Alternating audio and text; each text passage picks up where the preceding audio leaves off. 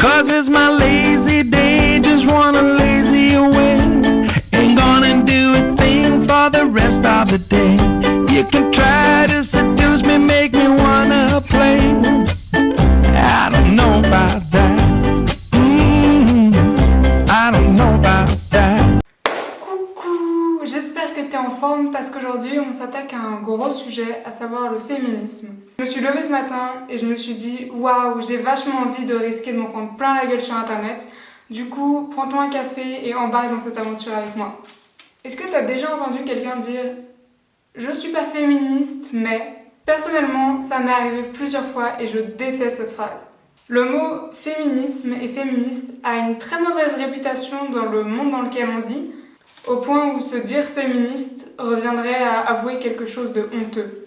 Ces gens qui utilisent la phrase « je suis pas féministe mais » ont des pensées et des opinions féministes. Généralement, ils sont pour l'égalité des sexes ou partagent au moins les vues des féministes sur certains sujets. Ils utilisent cette phrase avant de partager leur opinion féministe comme pour se protéger. Comme si dans la société actuelle, c'était pas acceptable de dire quelque chose comme « à travail égal, salaire égal » pour les hommes comme pour les femmes, sans auparavant se protéger, se dédouaner pour ne pas risquer d'être traité de féministe. Cette mentalité, elle est pas anodine, elle est même vachement grave selon moi, parce que tu sais à quoi elle me fait penser ? Au tonton qui, à chaque dîner de famille, ne manque pas de commencer toutes ses phrases par « je suis pas raciste, mais… » Personnellement, ça me dérange qu'un parallèle soit fait entre le féminisme et le racisme. Si ces personnes-là ressentent le besoin d'utiliser cette phrase, c'est que pour elles, s'avouer féministe revient à être coupable d'avoir des pensées et des opinions qui sont répréhensibles et moralement et socialement punissables. Comment est-ce qu'on en est arrivé là ? La première apparition et utilisation du mot féminisme revient à Charles Fourier, daté entre 1808 et 1841, c'est pas très clair là-dessus. À l'époque, ça désignait l'envie d'émancipation des femmes dans un cadre légal et économique. Je vais vous mettre toutes les sources de ça dans la barre d'infos, si jamais.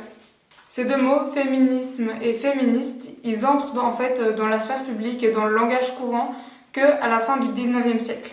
La définition actuelle, selon le Centre national de ressources textuelles et lexicales, elle reste assez vague en fait. Féminisme, mouvement social qui a pour objet l'émancipation de la femme, l'extension de ses droits en vue d'égaliser son statut avec celui de l'homme, en particulier dans le domaine juridique, politique, économique, doctrine, idéologie correspondante. Il y a beaucoup de confusion autour du terme féminisme, tout simplement parce qu'il y a beaucoup de mouvements différents qui défendent des idéologies différentes. Ces différences, elles peuvent être plus ou moins grandes, mais la réalité, c'est que si quelqu'un vient te parler et te dit qu'il ou elle est féministe, tu ne peux pas savoir ce pourquoi cette personne se bat en détail sans lui demander ou si elle ne te le dit pas. Le mot féminisme, c'est devenu en fait un terme parapluie qui regroupe plusieurs pensées et façons de se battre pour la cause. On en parle généralement en parlant d'extrémistes. Donc pour certaines personnes, manifester seins nus par exemple, c'est quelque chose d'impensable et elles ne veulent pas être associées à ça. Il existe aussi des féministes qui renient ce terme pour se dire plutôt humanistes, parce que pour elles, le mot féminisme ne veut pas dire égalité des sexes. Il y a une vidéo qui a été faite par Virginie Vota qui s'appelle « Je ne suis pas féministe ». J'ai d'ailleurs été assez agréablement surprise par la façon dont elle a fait sa vidéo où en fait elle explique juste ses arguments de manière calme et posée et voilà. Et même si bien entendu il y a des choses où je suis pas d'accord et on va en parler dans cette vidéo, bah j'ai du respect pour elle parce que on arrive à avoir un débat sensé et structuré sans que les gens se fâchent et d'ailleurs, la section commentaires sous sa vidéo est chouette aussi. Les gens ne se battent pas, ne s'insultent pas. Plutôt sympa sur internet. Je trouve important de pouvoir avoir cette discussion et des débats comme ça dans le respect de tout le monde. Dans cette vidéo, elle explique que pour elle, le féminisme, il est toxique parce qu'il enferme les femmes et les prive de leur choix. Donc je précise juste que je vais rester assez à la surface par rapport à ça. Parce que cette vidéo c'est pas une vidéo réponse à Virginie, donc je vais pas aller en profondeur et aller voir tous les points qu'elle aborde pour les déconstruire ou donner mon propre avis, mais je vous encourage à aller la voir pour vous faire votre propre avis et écouter ses arguments à elle. Elle dit que les féministes, elles stigmatisent les femmes qui souhaitent être des femmes au foyer et ne pas avoir une carrière professionnelle.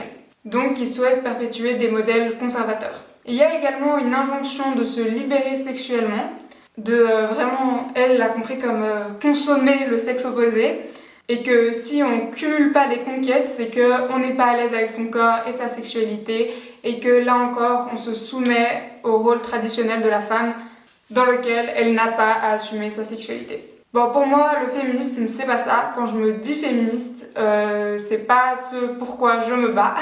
Oui, les féministes, elles se battent pour que les femmes puissent avoir une carrière professionnelle au même titre que les hommes, pour la libération sexuelle et l'autonomie du corps, mais surtout pour que tout le monde puisse avoir un choix. Être féministe, c'est militer pour avoir le choix. Le choix de faire carrière, de s'occuper de ses enfants, le choix de cumuler les partenaires sans être traité de...